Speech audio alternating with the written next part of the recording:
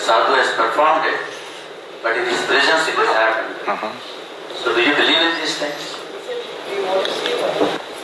Right now, let us say, you do not know what is electricity. Let's say you do not know. At one time people did not know, isn't it? Let's say you don't know anything about it. Now I will tell you, see, if I just go and touch a certain part of the wall, the whole hall will be flooded in light. Would you believe me? Would you believe me? No.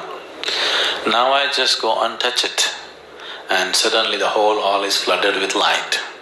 Now I must be God or messenger of God or son of God or something, isn't it? Or in other words, anything that you do not understand, anything that is beyond your present level of understanding, that's a miracle for you, isn't it?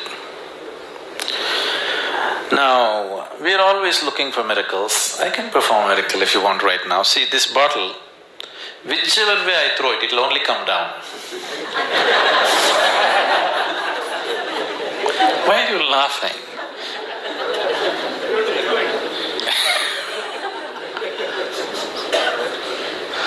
This is a miracle that they discovered long ago. Isaac Newton discovered this. Even before him it was only coming down. But since then it's not a miracle because now we understand it, isn't it?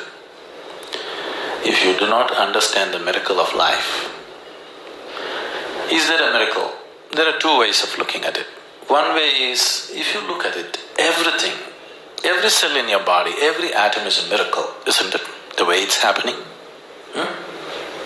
Isn't it absolute miracle that you're sitting on this planet and talking about all these things when it is spinning at a tremendous speed? Isn't it a miracle?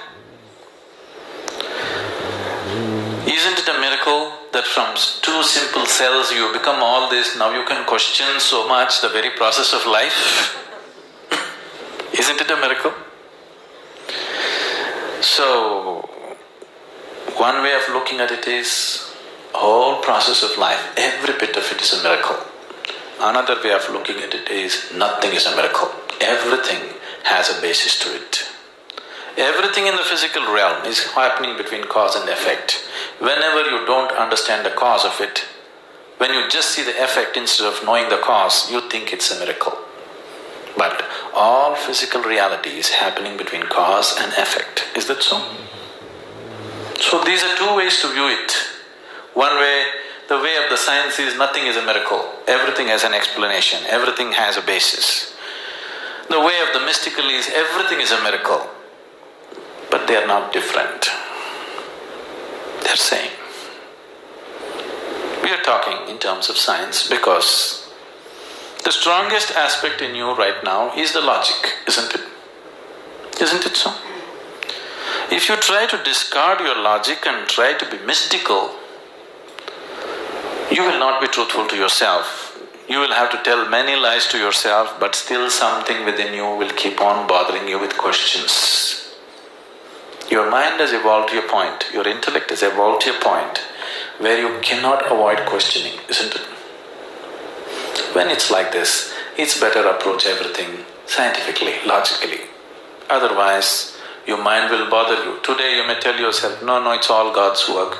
Tomorrow morning your mind will pop up and ask an uncomfortable question. If you were very simple-minded, innocent-minded, then it would be okay to look at it that way. Now that you have a complex, questioning mind, you shouldn't talk about those things.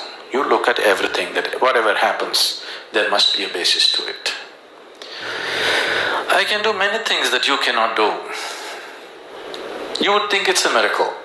It's not a miracle, it's just that you don't understand how it happens, so you think it's a miracle. Now you have a disease, let's say. Tomorrow morning if it's gone, your doctor and you would think it's a miracle. I don't think it's a miracle. First of all, as far as I am concerned, you have no business to be deceased. Okay? You have created it. The moment you become aware, if you start creating it, it doesn't happen anymore, that's all. So, anything which is beyond the present level of understanding seems like a miracle. I don't understand your accounts. For me, it's all a miracle, the end figure that comes out.